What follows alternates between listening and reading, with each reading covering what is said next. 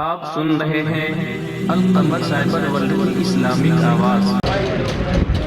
अल्हम्दुलिल्लाह वस्सलातु वस्सलामु अला सय्यिदिना व मौलाना रसूलिल्लाह व अला आलिहि व सहबिहि व मन वालाह।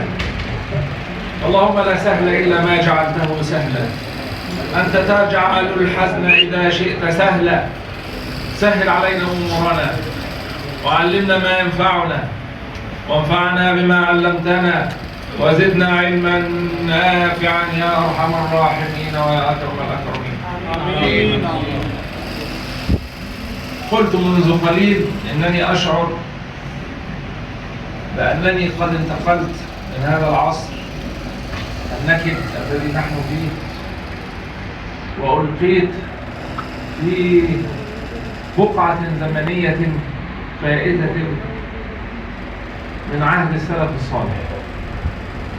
هذه الوجوه المضيئة النيرة التي انعكست على صفحاتها ما قام بقلوب أصحابها من ضياء وأنوار ببركة محبة الشريعة والرغبة في خدمتها وطلب العلم والتعلق بمحبة سيد الكائنات سيدنا محمد صلى الله عليه وسلم الذي اجتمعنا اليوم لنتشرف بقراءة كلامه ننور به قلوبنا ونكحل به أبصارنا ونسكن به أرواحنا رجاء أن ننال شفاعته يوم القيامة وأن ننال دعواته في هذه الدنيا من حياته البرزخية صلى الله عليه وسلم، لأنه كما ورد في الحديث الشريف أنه تعرض عليه أعمال أمته، فالنبي عليه الصلاة والسلام يعلم ما نحن عليه وتعرض عليه أعمالنا. قال: حياتي خير لكم ومماتي خير لكم صلى الله عليه وسلم. تحدثون ويحدث لكم، تحدثون ونحدث لكم، تحدثون وتحدث لكم. روايات. فما رأيت من خيرا حمدت الله وإن رأيت غير ذلك استغفرت الله لكم.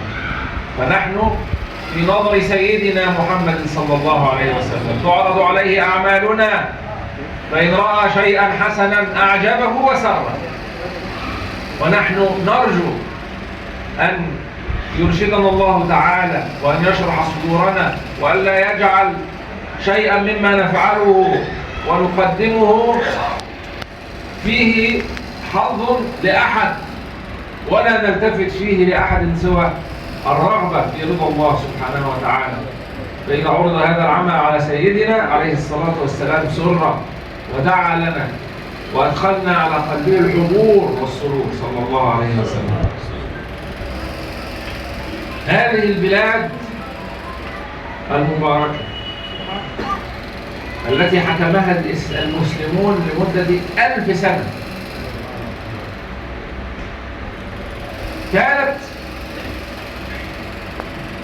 حاضرة من حواضر العلم، يشد إليها الرحال من أنحاء المعمورة لكي يطلب الناس العلم على أيدي علمائها، حتى من بلاد العرب أنفسهم. تجد الناس يشدون الرحال من اليمن ومن الحجاز ومن المغرب ومن هنا ومن هنا لكي يأتوا إلى هذه البلاد المباركة ليطلبوا العلم على أيدي علمائها الذين امتازوا بأشياء في الناحية العلمية، وقد امتازوا أيضا بأشياء في الناحية الروحانية لا شك. لكن امتيازاتهم التي في الناحية العلمية هو اختصاصهم الشديد الذي قل أن أو لعله لم يشاركهم أحد في ذلك في خدمة حديث النبي عليه الصلاة والسلام، قراءة وشرحا وسماعا وخدمة وتأليفا، بحيث كان لهم التفرد في ذلك. وإذا قلت الأسانيد السماعية لكتب السنة في العالم فهي قد تجمعت في هذه البلاد. وأنا أرجو منكم جميعا علماء وطلابا، العلماء والطلاب أن تجعلوا همكم وهمتكم في الأساس موجهة إلى تحصيل العلم وإلى تحمله، لأن بقاءكم وهويتكم مرتبطة بوجود أهل العلم، ومرتبطة ببقاء الشريعة غضة طرية، لأن الله تعالى إذا أراد خذلان قوم أثنى علماءه، كما يقول النبي عليه الصلاة والسلام: إن الله لا يقبض العلم انتزاعا ينتزعه، وإنما يقبضه بقبض العلماء. العلم ليس موجودا في الكتب، العلم موجود في الصدور وليس موجودا في السطور. العلم كان في صدور الرجال ثم انتقل إلى هذه الكتب وبقيت مفاتيحه بأيدي الرجال. فاحرصوا على العلم. الدعوة مهمة ولكن العلم أهم. الدعوة لا تكون إلا على بصيرة، فإن عدمت البصيرة لم يكن للدعوة معنى. العلم هو الأهم، العلم هو الأهم، العلم هو الأهم. بعض العلماء كان في صحبتي قبل أيام هنا من العراق، وهذا العالم الجليل من تلاميذ رجل من أكابر علماء العراق عمر طويلة، اسمه مولانا الشيخ عبد الكريم بيار المدرس. هذا من أكابر علماء العراق، عاش فوق 100 ب5 سنوات، وكان رجلا زاهدا عابدا ذاكرا مدرسا مصنفا مؤلفا لا يعرف شيئا من امور الدنيا. فمر هذا الشيخ الذي كان معي تأخر عن درسه مع الشيخ عبد الكريم لأجل أنه وجد حضرة من حضرات السادة النقشبندية، فتأخر عن الدرس ليحضره. فقال له الشيخ: لماذا تأخرت؟ قال: لأحجم الحضرة. قال: يا بني طريقك العلم، نحن لا نحب الذكر، ونحن لا نحب الحضارات، ونحن لا نحب أهل الله، بل نحب الذكر والحضارات، ونحب السادة النقشبندية والسادة القادرية والسادة الشاذلية وأقدامهم فوق الجباه. لكن الأمر مداره على المفاضلة بين الأولويات. مقامك حيث أقامك، وحيثما أقاموك أمدوك. هذه نصيحتي لكم، فاذكروني بها وتمسكوا بها. الوقت ضاق علينا، وكان في الصدر كثير من المعاني أود أن أطرقها وأقولها، ولكن كما يقول العرب: أفضل القلادة ما أحاط بالعروق.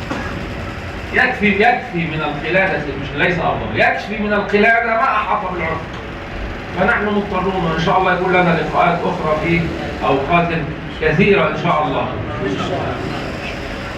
وأنا شرفت جدا للغاية بأن دعيت إلى هذا المقام السامي في حضرة السادة العلماء الكرام والطلاب الكرام، لكي أتشرف بختم صحيح البخاري معكم، هذا الكتاب الجليل الذي هو أصح كتاب بعد كتاب الله، البخاري الشريف. احرصوا على هذه العبارة، البخاري الشريف. لا تقولوا كما يقول بعض الناس كتاب البخاري أو صحيح البخاري فقط، لا، البخاري الشريف. هذا الكتاب له أنوار تختلف عن سائر أنوار باقي كتب السنة، أنوار عجيبة. أنا أذكر أنني قد قرأت هذا الكتاب كاملا بفضل الله على بعض مشايخنا، منهم الشيخ عبد الوكيل ابن عبد الحق الهاشمي. قرأت معظمه في القاهرة معه، ثم قرأت ما بقي في مكة المكرمة، هو أصلا نزيل مكة المكرمة.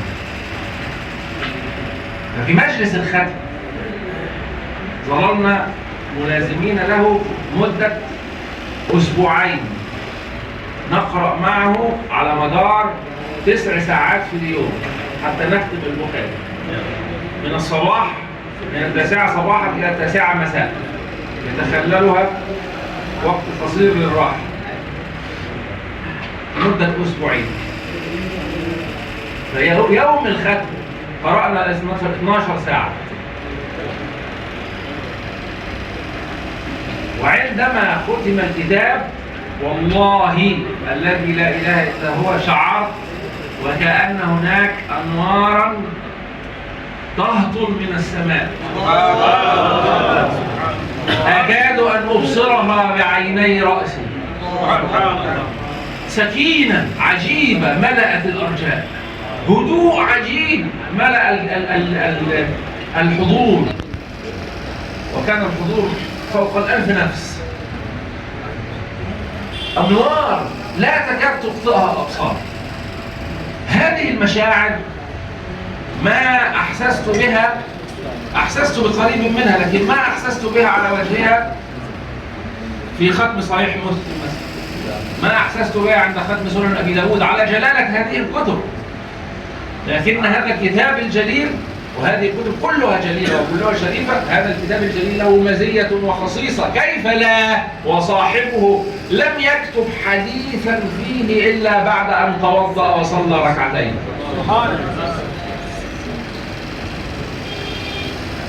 الحديث ذو شجون.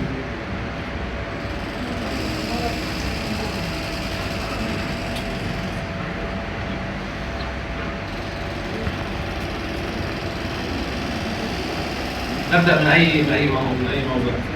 أول هنا هذا آخر حديث فقط. حدثنا أحمد. أحد من الطلبة يقرأ؟ حد من الطلبة يقرأ؟ أعوذ بالله من الشيطان الرجيم. بسم الله الرحمن الرحيم. حسبك. قل بإسنادكم إلى سيدنا الإمام البخاري رضي الله عنه قال. بإسنادكم، قل ورائي، بإسنادكم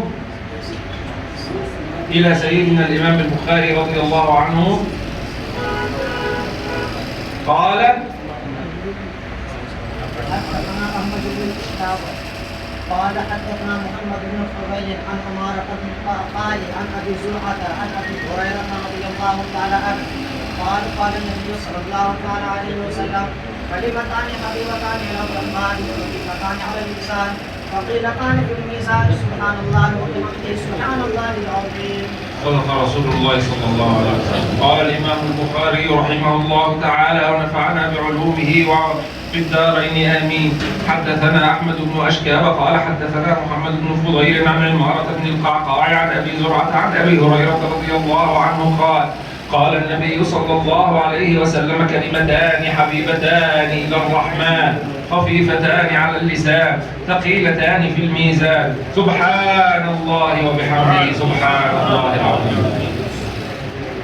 يقول النبي صلى الله عليه وآله وسلم في هذا الحديث: كلمتان حبيبتان إلى الرحمن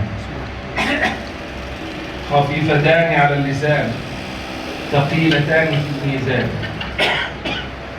هذا خبر. أين مبتدأه؟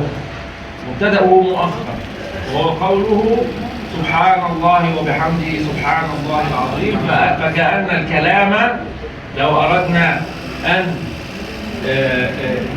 نبدل مكان المبتدأ بالخبر والخبر بالمبتدأ فسيكون سبحان الله وبحمده سبحان الله العظيم هما كلمتان خفيفتان على اللسان ثقيلتان في الميزان.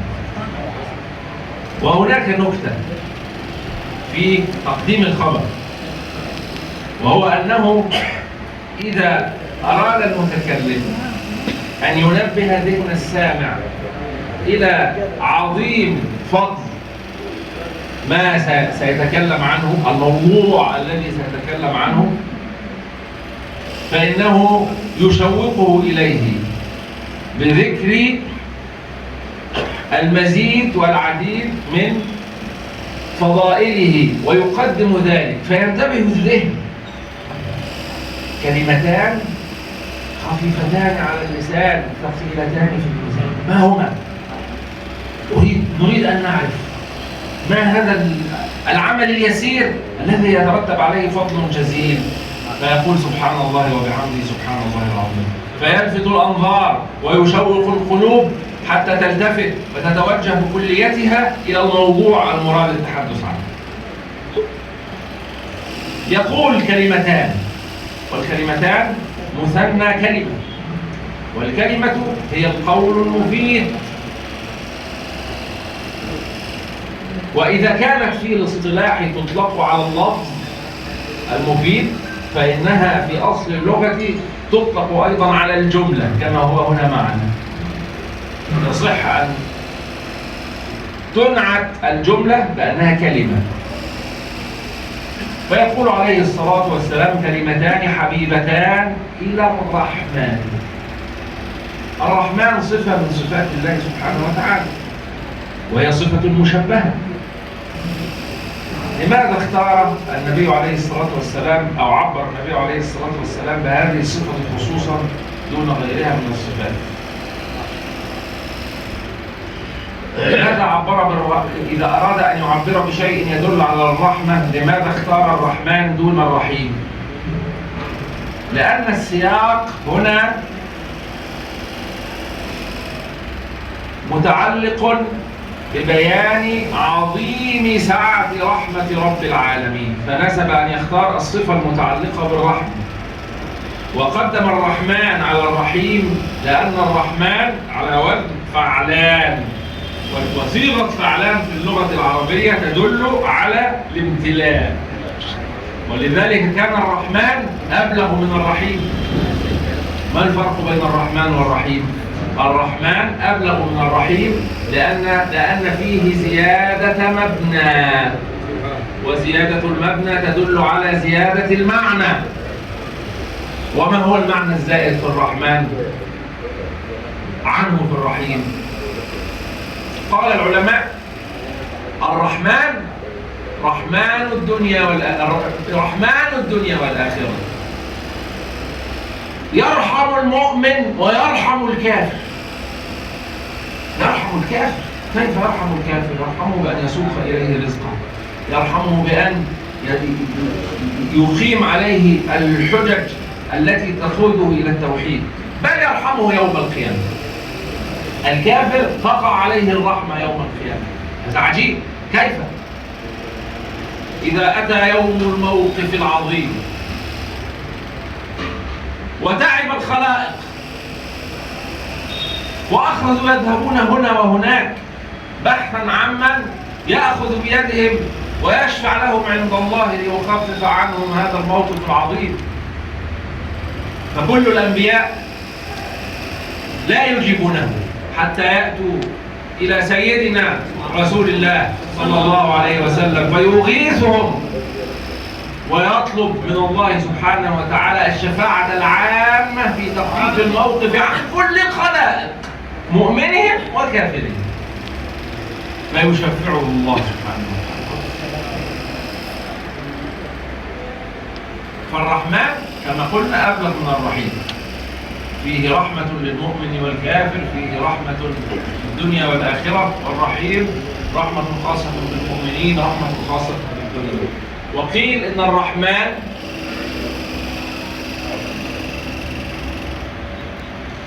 يختلف عن الرحيم في أن الرحيم على وزن فعيل، وفعيل تأتي بمعنى فاعل، يعني راحم، يعني الرحمن قامت به صفة الرحمة، والرحيم أوصل هذه الرحمة إلى خلقه منه وإليهم. قال: كلمتان حبيبتان إلى الرحمن خفيفتان على اللسان.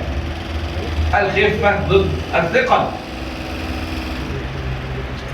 وفي هذا الحديث الشريف يشير النبي عليه الصلاة والسلام إلى عبادة جليلة هي في أدائها يسيرة، وفي هذا إشارة إلى أن التكليف مبناه على الاستثقال، ولكن هذه العبادة مستثناة من هذا الاستثقال، ولذلك نبه عليها، وإن لم تكن مستثناة ما حسن التنبيه.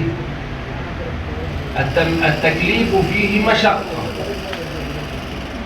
ولذلك حفت الجنة بالمكاره، وحفت النار بالشهوات. قال بعض أهل الله: السر في استثقال الطاعة أن حلاوتها مستورة ومرارتها حاضرة، ومرارتها العاجلة حاضرة. تقوم من النوم في البرد الشديد لتقوم لتصلي القيام والفجر، تترك الطعام وأنت جائع لكي تقوم بعبادة الصوم، تنازع نفسك في تعلقك بأشيائك ومالك، تعطي وتبذل، وهكذا. فيها مرض لا شك لا يتجاوزها إلا من استطاع الله، ولكن عاقبتها الحلوة مستورة. أما المعصية فإن مرارتها مستورة وحلاوتها حاضرة، ولذلك كانت مجاهدة النفس على الطاعة صعبة، ومجاهدة النفس على ترك المعصية التي يتعلق الإنسان بحلاوتها الحاضرة صعبة أيضا. فيقول: خفيفتان على اللسان ثقيلتان في الميزان. مع كون هذه العبادة سهلة يسيرة، إلا أنها في الميزان عند الله تعالى ثقيلة. وفي هذا إثبات لعقيدة من عقائد السمعيات، وهي إثبات الميزان يوم القيامة. يقول: سبحان الله وبحمده سبحان الله العظيم. هذا الذكر مبناه على التنزيه، أي أنزه الله العظيم من كل النقائص. فمن داوم على هذا الذكر استنار قلبه وثقل ميزانه. وهناك نكتة في ختم الإمام البخاري صحيحه الشريف لهذا الحديث. الإمام البخاري ختم صحيحه بهذا الحديث، وهذا الحديث متعلق بيوم القيامة. يوم القيامة هو آخر المحطات التي ينتهي إليها الإنسان، وختم بها بشيء يناسب ذلك صحيحه الشريف. أراد الإمام البخاري أيضا، أو لعله أراد أن يكون آخر لفظ في صحيحه هو لفظ الجلال. هذا الحديث على قواعد مصطلح الحديث يعتبر حديثا غريبا، وقل غريب ما روى راو فقط. وهو في ذات الوقت ذاته قد افتتح صحيحه بحديث عمر بن الخطاب رضي الله عنه: إنما الأعمال بالنيات، وهو حديث غريب أيضا. فبدأ بحديث غريب وختم بحديث غريب، وفي هذا إشارة إلى الاتساق مع قول النبي عليه الصلاة والسلام: بدأ الإسلام غريبا وسيعود غريبا. الحمد لله على نعمته وفضله وتمامه بأن تمم عليكم هذا الكتاب المبارك وأكرمكم بختمه، ونسأل الله تعالى أن ينفعكم به وأن ينور قلوبكم بما فيه من كلام سيدنا رسول الله صلى الله عليه وسلم.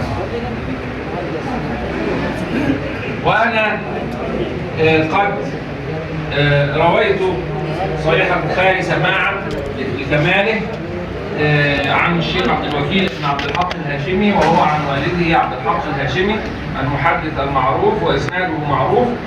وقرأت كثيرا من صحيح البخاري على شيخنا العلامة الشيخ علي جمعة رحمه الله وإجازة بالباقي، وهو قد حضر جميعه على السيد عبد الله بن الصديق الغماري، وهو يرويه عن الشيخ القاضي عبد الحفيظ الفاسي، عن الشيخ يوسف السويدي البغدادي، عن أبي الفيض محمد مرتضى الزبيدي، عن أبي محمد عبد الخالق بن أبي بكر بن الزين المزجاجي الزبيدي، عن السيد عماد الدين يحيى بن عمر بن عبد القادر الحسيني، عن السيد أبي بكر بن علي البطاح الحسيني، عن عمه السيد يوسف بن محمد البطاح الحسيني، عن السيد الطاهر بن الحسين الأهدل الحسيني عن وجيه الدين عبد الرحمن بن علي بن الديبع الشيباني عن الحافظ شمس الدين أبي الخير محمد بن عبد الرحمن السخاوي عن الحافظ أبي الفضل أحمد بن علي بن حجر العسقلاني عن البرهان إبراهيم بن أحمد بن عبد الواحد بن عبد المؤمن التنوخي عن أبي العباس أحمد بن أبي طالب الحجار عن الشيخ الإمام الصالح العارف أبي الوقت عبد الأول بن عيسى بن شعيب السجزي الهروي عن أبي الحسن